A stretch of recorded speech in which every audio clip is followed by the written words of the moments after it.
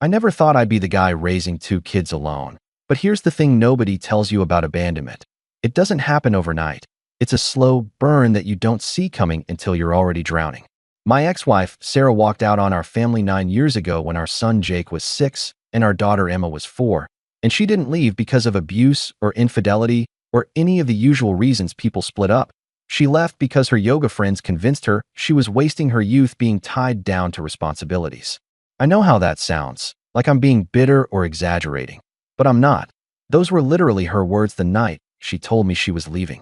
We had what I thought was a normal marriage, the kind where both people are tired and stressed but still trying their best. I worked long hours as an automotive technician, and she was a dental hygienist with a part-time schedule that let her be home when the kids got off the bus. We weren't rich, but we were stable. We had family dinners most nights and took the kids to the park on weekends. And sure, we argued about money and whose turn it was to do bath time. But I thought that was just regular married life with young kids. Everything started changing about a year before she left, when Sarah joined this yoga studio downtown and met a woman named Jessica, who became her closest friend practically overnight. Jessica was one of those people who talks constantly about living authentically and finding your true self. She'd done the whole van life thing for 2 years and was always posting pictures of sunsets with captions about freedom and breaking chains. At first, I was happy Sarah had a hobby and friends outside of our routine. I even encouraged her to go to the weekend retreats and the meditation workshops because I figured she needed something for herself. But then the retreats turned into girls' trips to the mountains, and the meditation workshops became excuses to stay out until midnight on weeknights. And suddenly Sarah was spending more time on her phone scrolling through Jessica's Instagram than she was talking to our actual children.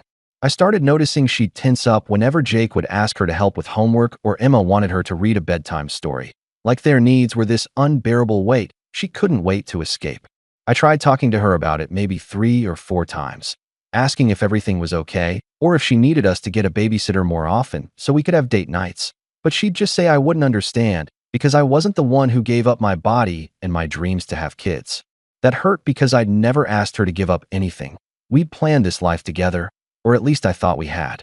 The final straw came during what was supposed to be a family beach vacation in July. We'd rented this little cottage right on the shore for a week, and I was genuinely excited because the kids had been talking about building sandcastles for months. The first 2 days were actually great. We flew a kite and collected shells, and Emma laughed so hard when a wave knocked her over that she couldn't stop giggling. But on the 3rd night after the kids were asleep, Sarah sat me down on the porch and told me she'd been thinking about her life. She said she felt like she was disappearing, like every day she woke up and played this role of mom and wife, but inside she was screaming, and Jessica had helped her realize she didn't have to live like this anymore. I asked her what she meant, and she just looked at me with these empty eyes and said, "I'm leaving, Mark. I can't be their mother right now. I need to find out who I am without all of this." I remember my hands started shaking because this wasn't a conversation about marriage counseling or taking a break. This was her telling me she was abandoning our children. I begged her to think about what this would do to Jake and Emma, how they'd blame themselves and carry that trauma forever. But she just kept saying they'd understand when they were older, that she'd come back when she was ready, that this was temporary. The next morning, she sat the kids down and tried to explain in the gentlest way possible that mommy needed to go on a long trip to figure some things out. And Jake immediately asked, "Did I do something wrong?" with tears already streaming down his face. Emma didn't understand at all. She just wrapped her tiny arms around Sarah's leg and wouldn't let go, sobbing and begging her not to leave. Sarah cried too, but she still packed her bags that afternoon while I held Emma, who was shaking so hard I thought she might throw up. And Jake locked himself in the bathroom and wouldn't come out for 2 hours. She promised she'd call every week and visit when she got settled and that she loved them more than anything. But even as she said it, I could see in her eyes that she'd already checked out. Sarah drove off toward California, where Jessica had moved a few months earlier, and I was left standing in that beach cottage parking lot with 2 traumatized kids who kept asking when mommy was coming back. The first few weeks were absolute hell. Emma stopped eating properly, and Jake started having nightmares where he'd wake up screaming for his mom, and I had no idea what to tell them because I didn't understand it myself. Sarah did call a few times in the beginning, usually late at night and clearly drunk, rambling about how free she felt and how she knew she'd made the right choice, but she missed them. Those calls destroyed the kids every single time because she'd make promises about visiting for their birthdays or Christmas, and then we'd never hear from her again for months. After about 6 months of this pattern, I realized the calls were doing more harm than good. So I changed our number and told the kids that mommy was on her journey and we needed to give her space. I didn't block her on email because I figured she should have some way to reach us for emergencies. But the emails were sporadic and always about her, never asking real questions about the kids' lives. I filed for divorce about 8 months after she left citing abandonment, and she didn't even respond to the papers or show up to court. Looking back now, I can see that was the moment I became a single father in every sense of the word, legally divorced and completely alone in raising 2 heartbroken children who didn't understand why they weren't enough to make their mother stay. 3 years after Sarah left, I met Lisa at a parent-teacher conference for Emma's 2nd grade class. And I'm not going to lie and say it was love at first sight or some romantic movie moment. It was me showing up 20 minutes late covered in grease because I'd been finishing up a break job and forgot to change my shirt.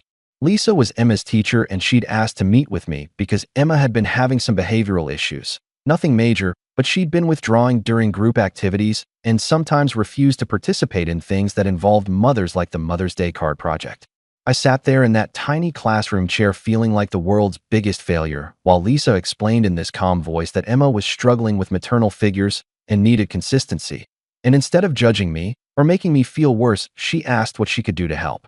That conversation turned into occasional check-ins about Emma's progress, which turned into Lisa offering to tutor Emma in reading after school twice a week. And somewhere in there I realized I was looking forward to those brief conversations more than I wanted to admit. Lisa never pushed for anything more than friendship, and she never once made the kids feel uncomfortable or tried to replace their mother. She was just present in this quiet, steady way that my life had been missing for years. We started dating officially about 6 months after that first conference, but we kept it low-key and didn't introduce her as my girlfriend to the kids for another 4 months after that, because I needed to be absolutely sure this was real and stable. The first time Lisa came over for dinner, as more than just Emma's teacher, Jake was 9 and suspicious of every woman who got close to us. He barely spoke to her and spent the whole meal watching her like she might disappear at any moment. Emma was 7 by then and cautiously excited but also terrified. I could see it in how she'd start to warm up to Lisa, then suddenly pull back like she was remembering what happened last time she trusted a mom figure. Lisa handled it perfectly though. She never tried too hard or made grand gestures. She just showed up consistently week after week and proved through actions that she wasn't going anywhere. She came to Jake's basketball games and helped Emma with her science fair project and learned to make the specific brand of mac and cheese the kids liked. And slowly over the course of a year, they started to trust her. Meanwhile, Sarah had completely vanished from our lives. No emails for almost 2 years and no child support payments ever. I tried reaching out a few times through her sister to at least get her to sign off on legal stuff, but she'd apparently moved 3 times and changed her phone number twice. My lawyer told me that given the abandonment and complete lack of contact, we had grounds for termination of parental rights if we wanted to pursue it, but I wasn't sure if that was the right move until Lisa and I started talking seriously about marriage. We got engaged when Jake was 11 and Emma was 9, and that's when I sat both kids down and explained that Lisa wanted to adopt them if they were okay with that, which meant she'd legally be their mom in every way. Jake's response was immediate. He said, "She's already more of a mom than Sarah ever was," and Emma just climbed into Lisa's lap and stayed there for an hour. The adoption process took almost a year because we had to prove we'd made reasonable efforts to contact Sarah and give her a chance to contest it. My lawyer tracked her down in Oregon, where she was apparently living in some intentional community, and served her the papers. She never responded, didn't show up to any of the hearings, didn't contest anything. She just let her parental rights be terminated without a single fight. The day the adoption was finalized was one of the best days of my life. We had a small celebration at home with cake and the kids' favorite pizza, and that night Emma called Lisa mom for the first time without any prompting or hesitation. Jake had started doing it a few months earlier, but Emma had been holding back like she was afraid of betraying Sarah. So hearing her say it felt like watching her finally let go of that last bit of trauma. Lisa cried happy tears, and I realized that my kids finally had the stable, loving home they deserved. We got married 3 months later in a small ceremony in our backyard, with just close family and the kids as our wedding party. Life was genuinely good for the next few years. Jake made the varsity basketball team as a freshman, and Emma discovered she loved theater and got the lead in her middle school musical, and Lisa was there for all of it in ways Sarah never had been even when she lived with us. Then 9 years after Sarah walked out of that beach cottage, she showed up at our front door on a random afternoon in October looking older and tired and desperate. I opened the door expecting a delivery and instead found my ex-wife standing there with tears in her eyes saying she'd made the biggest mistake of her life and wanted to be part of the kids' lives again. My first instinct was to slam the door in her face, but she started talking fast about how she'd been in therapy for 2 years and realized she'd been running from herself, how she thought about Jake and Emma every single day and couldn't live with the guilt anymore. She said she knew she didn't deserve forgiveness, but she wanted a chance to at least explain herself to them and maybe slowly build some kind of relationship. I told her she couldn't just show up after 9 years and expect to walk back into their lives like nothing happened, that they had a mom now who'd actually been there for them. But Sarah kept insisting that she was still their biological mother, and that mattered. Against my better judgment, and after talking with Lisa, who was surprisingly open to the idea of supervised contact, I agreed to let Sarah meet with the kids one time in our living room with both of us present. Jake was 15 by then, and Emma was 13. And when I told them their birth mother wanted to see them, Jake's face went completely blank, and he said no, and flat out refused. Emma was more conflicted. I could see her struggling between curiosity and fear. But ultimately she agreed to one meeting just to hear what Sarah had to say. The meeting was a disaster from the moment Sarah walked in. She tried to hug Emma, who immediately stepped back behind Lisa, and she attempted to make small talk with Jake, who sat on the couch with his arms crossed and wouldn't even look at her. Sarah launched into this prepared speech about her journey and her healing and how she understood now that she'd been selfish, but everything she said was still centered on her own feelings and growth rather than acknowledging the damage she'd caused. Emma sat there quietly crying while Sarah talked, and finally Jake cut her off and said, "You don't get to do this. You don't get to show up and act like you care now. We have a mom, and you're not her." Sarah's face crumpled, and she tried to argue that she'd always be their real mother no matter what, that biology mattered, that she'd been sick and needed help. Lisa spoke up then in her teacher voice, calm but firm, and said that the kids didn't owe Sarah anything, and this meeting was over if they wanted it to be. Emma nodded and ran upstairs to her room, and Jake followed without another word, leaving me and Lisa to deal with Sarah, who was now sobbing and saying we'd turned her children against her. I told her that she'd done that all by herself 9 years ago and she needed to leave, but Sarah wasn't done. She said she'd been talking to a lawyer and she had rights as their biological mother even if she'd been absent. Before she left that day, Sarah wrote down her phone number on a piece of paper and pressed it into my hand, saying the kids should be able to reach her if they ever wanted to. And I took it even though every part of me wanted to throw it away. That's when I knew this wasn't going to end quietly. Sarah's thread about lawyers turned out to be mostly empty because no attorney in their right mind would take a case where a mother voluntarily abandoned her kids for 9 years and had her rights legally terminated without contest. But that didn't stop her from trying to force her way back into their lives through other means. She started calling my phone constantly, leaving long voicemails about how she deserved a second chance and how the kids needed to know their real mother. And when I blocked her number, she somehow got Lisa's cell and started the same routine there. Lisa was patient at first and tried to be compassionate because she understood that mental illness and trauma were real things. But after the 5th voicemail in one day where Sarah was crying and saying, "I can't heal until they forgive me. Don't you understand this is destroying my mental health?" Lisa blocked her too. The thing that made me reconsider my hard line against any contact was Emma, who came to me one night about 2 weeks after that first disastrous meeting and said she thought maybe she should try talking to Sarah one more time. I asked her why, and she said she'd been having dreams about her birth mother and felt guilty that maybe she'd been too harsh, and I recognized that guilt because I'd seen it in her for years, this feeling that somehow she was responsible for Sarah leaving. I talked to Lisa about it, and we agreed that Emma could have supervised phone contact with Sarah if that's what she really wanted, but Jake wanted absolutely nothing to do with it, and we respected that boundary. The phone calls started happening once a week on evenings, always on speaker in our kitchen with me or Lisa present. And at first they were awkward but relatively harmless, with Sarah asking about school and Emma giving short answers. But gradually Sarah started pushing boundaries. She'd make comments about how she wished she could take Emma shopping for clothes or help her pick out a dress for the school dance, inserting herself into milestones she had no right to anymore. Emma would get off these calls looking drained and anxious, and I started noticing she was biting her nails again, which was a stress habit she'd broken years ago.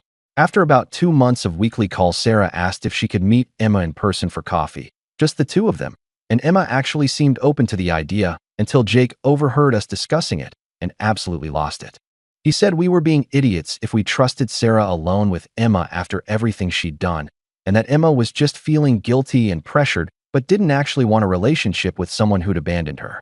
That fight ended with Jake slamming his bedroom door and not speaking to any of us for 2 days, and it made me realize how much this situation was affecting our entire family dynamic. I told Sarah through email that in-person meetings weren't happening yet, and we needed to slow down, but she responded with this long message about how I was being controlling and keeping her from her daughter, and how she'd done the work in therapy and deserved to be trusted. Then about a week later, I got a call from Emma's school counselor saying there'd been an incident that afternoon where a woman claiming to be Emma's biological mother had shown up during dismissal time and tried to approach her in the parking lot.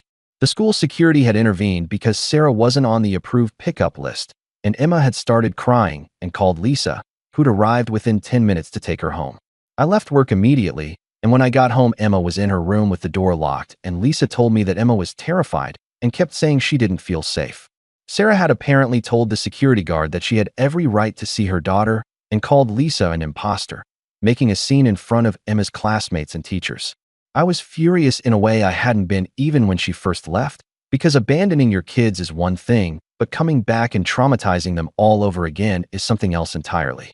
I called my lawyer that same day and started the process for a restraining order, documenting every voicemail, email, and now this school incident. Sarah's response to being served with the restraining order was a series of increasingly unhinged emails accusing me of parental alienation and threatening to go to the media with her story about how I'd stolen her children. My lawyer assured me that her threats were baseless and the restraining order would hold up easily given the pattern of harassment and the school incident. But it didn't make me feel any better because I could see what this was doing to Emma, who blamed herself for trying to give Sarah a chance. Jake's response was to become fiercely protective of his sister. He started walking her to all her classes and waiting outside when she had rehearsal, and the first time I saw him do it, I realized he'd been carrying the weight of protecting her since he was 6 years old. The restraining order was granted, and I thought that would be the end of it, that Sarah would finally back off and maybe get the help she actually needed. But 2 weeks later, Emma came to me and said she wanted to call Sarah one last time to get closure. She said she'd been talking to her school counselor about it and felt like she needed to tell Sarah directly how her actions had affected her, and that she couldn't move forward without saying her piece. Lisa and I were hesitant, but Emma was 13 and mature enough to articulate what she needed, and my lawyer confirmed the restraining order prevented Sarah from contacting us, but didn't prohibit supervised contact if we initiated it. So we agreed to supervise one final call with the understanding that it would be the absolute last contact. Emma dialed the number Sarah had given us on speaker with all three of us in the room, and when Sarah answered, you could hear the desperation in her voice, saying, "Emma, baby, I'm so sorry about the school. I just wanted to see you." Emma took a deep breath and said in this steady voice that she'd spent years wondering what was wrong with her that made her mom leave, and that she'd finally realized nothing was wrong with her, that Sarah had made a choice. She told Sarah that Lisa was her real mom now, the one who'd been there for every hard moment and every achievement, and that she didn't want any more contact because it hurt too much. Sarah started crying and trying to interrupt, but Emma kept going, saying she hoped Sarah would get better, but that she couldn't be the one to fix her. When Emma hung up, she collapsed into Lisa's arms and sobbed. But it was a different kind of crying than before, like something had been released. We all thought that was truly the end of it until 3 days later when I got a call from a hospital in Portland saying Sarah had been admitted after a suicide attempt and had listed me as her emergency contact. The nurse said Sarah was stable but asking to speak with me, and I felt this wave of guilt and anger and exhaustion all at once because even now Sarah was making her pain everyone else's problem. I didn't go to the hospital and I didn't take her calls. Instead, I reached out to Sarah's sister, who I'd stayed in touch with over the years, and explained the situation. She hadn't spoken to Sarah in years either, but agreed to go be with her and help coordinate whatever care she needed. My therapist, who I'd started seeing about 2 months after Sarah reappeared in our lives, told me that I couldn't save Sarah and that protecting my children had to come first, and logically I knew that was true, but emotionally I still felt like somehow I'd failed. The last update I got was from Sarah's sister saying Sarah had been moved to a psychiatric facility for intensive treatment and that she'd make sure Sarah got the help she needed without involving us anymore. Jake and Emma both know what happened because I've always believed in age-appropriate honesty, and Emma cried, but also said she didn't want to feel responsible for Sarah's choices anymore. It's been 4 months since all of that went down, and our life has slowly returned to normal. Emma is back to her happy self and just got cast in another show, and Jake is looking at colleges with basketball programs. Sometimes I wonder if I handled everything wrong. If there was some way I could have helped Sarah reconnect without it turning into chaos. But then I watch Lisa helping Emma run lines for her play or cheering at Jake's games, and I know I made the right choice. My kids are happy and healthy, and they have a mother who chose them every single day.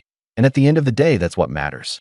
I don't know if you can ever truly escape the consequences of your choices, but I do know that my children shouldn't have to pay for Sarah's mistakes twice, and they won't. Not as long as I'm here to protect them. What do you think about this story? Let me know in the comments, drop a like, and don't forget to subscribe for more real-life stories.